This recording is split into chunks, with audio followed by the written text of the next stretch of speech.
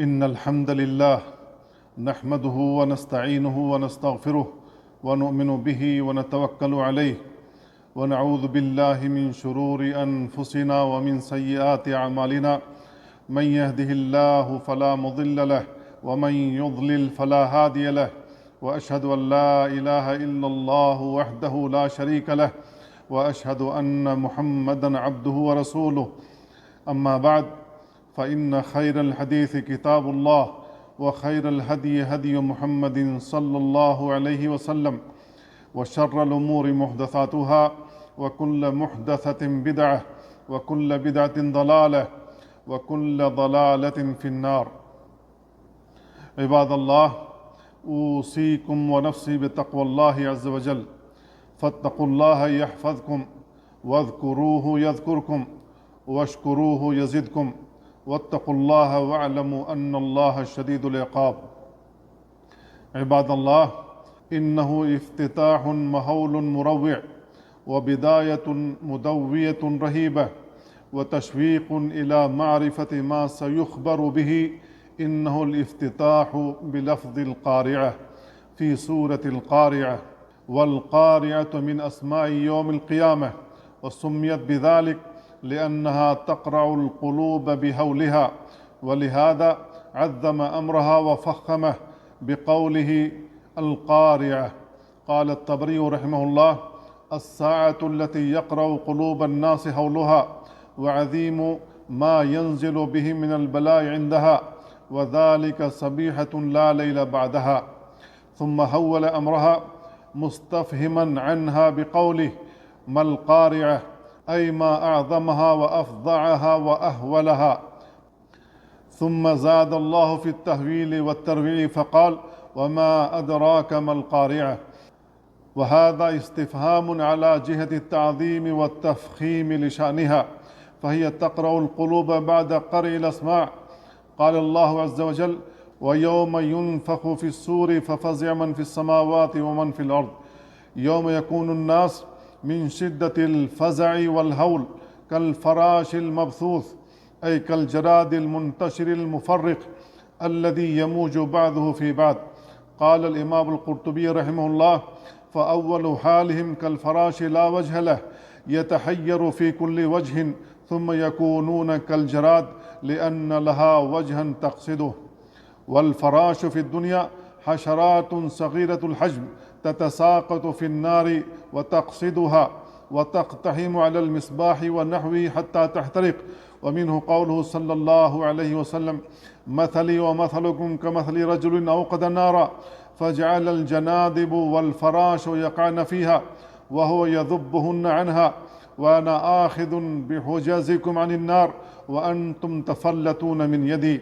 قال الإمام النووي رحمه الله: ومقصود الحديث أنه صلى الله عليه وسلم شبه تساقط الجاهلين والمخالفين بمعاصيهم وشهواتهم في نار الآخرة، وحرصهم على الوقوع في ذلك مع منعه إياهم وقبضه على مواضع المنع منهم، بتساقط الفراش في نار الدنيا لهواه وضعف تمييزه، وكلاهما حريص على هلاك نفسه ساع في ذلك لجهله.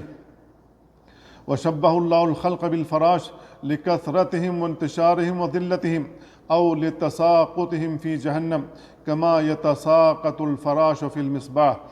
قال بعض العلماء: الناس في أول قيامهم من القبور كالفراش المبثوث، لأنهم يجيئون ويذهبون على غير نظام، ثم يدعوهم الداعي فيتوجهون إلى ناحية المحشر، فيكونون حينئذ كالجراد المنتشر، لأن الجراد يقصد إلى جهة واحدة. قال ابن عثيمين رحمه الله: لو تصورت هذا المشهد لتصورت أمرا عظيما لا نظير له. هؤلاء العالم من آدم إلى أن تقوم الساعة كلهم يخرجون في آن واحد في مشارق الأرض ومغاربها، فهذه حال الناس يوم القيامة. وأما حال الجبال السم السلاب فتكون كالعهن المنفوش، أي كالصوف أو القطن المنفوش الذي تطير به أدنى ريح. قال ابن كثير رحمه الله: تكون الجبال كالصوف المنفوش، الذي قد شرع في الذهاب والتمزق وهو يتطاير هنا وهناك، ثم تكون الجبال كثيبا مهيلا، أي ككثبان الرمل بعدما كانت حجارة سماء شامخة طويلة، كما تكون هباء منثورا وغبارا متناثرا. قال تعالى: وترى الجبال تحسبها جامدة وهي تمر مر السحاب، أي تكون هباء منثورا متفرقا تذروه الرياح فتضمحل ولا يبقى منها شيء. قال ابن عتية رحمه الله: ويكون الجبال كالعهن، إنما هو وقت التفتيت قبل النسف، ثم تنسف نسفا فلا يبقى منها شيء إلا ذهب. قال جل وعلا: ويسألونك عن الجبال فقل ينسفها ربي نسفا فيذرها قاعا صفصفا لا ترى فيها عوجا ولا أمتا. وفي يوم القيامة تنسب الموازين وينقسم الناس إلى سعداء وأشقياء، فأما من ثقلت موازينه أي رجحت حسناته على سيئاته فهو في عيشة راضية، أي مرضية يرضاها صاحبها، وكيف لا يرضى بها، وهي عيشة طيبة كاملة وحالة دائمة من الصفاء واللذة والنعيم والمتعة، لا يمسهم فيها نسب وما هم منها بمخرجين. بارك الله لي ولكم في القرآن العظيم، ونفعني وإياكم بما فيه من الآيات والذكر الحكيم. أقول قولي هذا وأستغفر الله لي ولكم ولسائر المسلمين من كل ذنب فاستغفروه إنه هو الغفور الرحيم. الحمد لله على إحسانه، والشكر له على توفيقه وامتنانه، وأشهد أن لا إله إلا الله وحده لا شريك له، وأشهد أن محمدا عبده ورسوله وآله وأصحابه وأتباعه.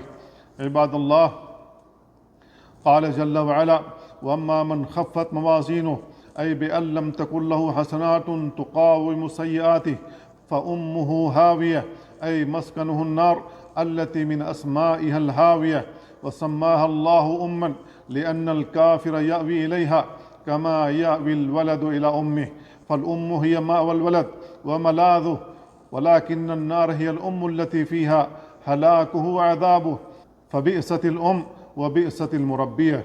قال ابن كثير رحمه الله: من خفت موازينه فالنار هي أمه التي يرجع إليها ولا مأوى له غيرها. وسميت النار بالهاوية لأنه يهوي فيها على رأسه وينبذ في هاوية بعيدة. قال صلى الله عليه وسلم: إن العبد ليتكلم بالكلمة ما يتبين ما فيها يهوي بها في النار أبعد ما بين المشرق والمغرب. وما أدراك ما هي؟ وهذا الاستفهام للتهويل والتفظيع لهذه النار وبيان أنها خارجة عن المعهود فلا تحيط بها علوم البشر. ثم فسرها بقوله: نار حامية، أي بلغت النهاية والشدة في الحرارة، وزادت على حرارة نار الدنيا 70 ضعفا. قال صلى الله عليه وسلم: ناركم هذه التي يوقد ابن آدم جزء من 70 جزءا من حر جهنم. قالوا: والله إن كانت لكافية يا رسول الله. قال: فإنها فضلت عليها ب69 جزءا كلها مثل حرها. هذا، وصلوا وسلموا على الرحمة المهداة والنعمة المسداة نبيكم محمد رسول الله، فقد أمركم بذلك ربكم في محكم تنزيله، فقال وهو الصادق في قيله: إن الله وملائكته يصلون على النبي يا أيها الذين آمنوا صلوا عليه وسلموا تسليما. اللهم صل وسلم وزد وبارك على نبيك محمد. اللهم احشرنا في زمرته وأدخلنا في شفاعته وأحينا على سنته وتوفنا على ملته وأورثنا علمه وأورثنا حوضه وأسقنا بكاسه شربة لا نظمأ بعدها أبدا، وارزقنا مرافقته في الفردوس الأعلى. اللهم ارض عن الخلفاء الراشدين أبي بكر وعمر وعثمان وعلي، وعن الصحابة والتابعين ومن تبعهم بإحسان إلى يوم الدين. اللهم لا تجعل الدنيا أكبر همنا ولا مبلغ علمنا ولا إلى النار مصيرنا.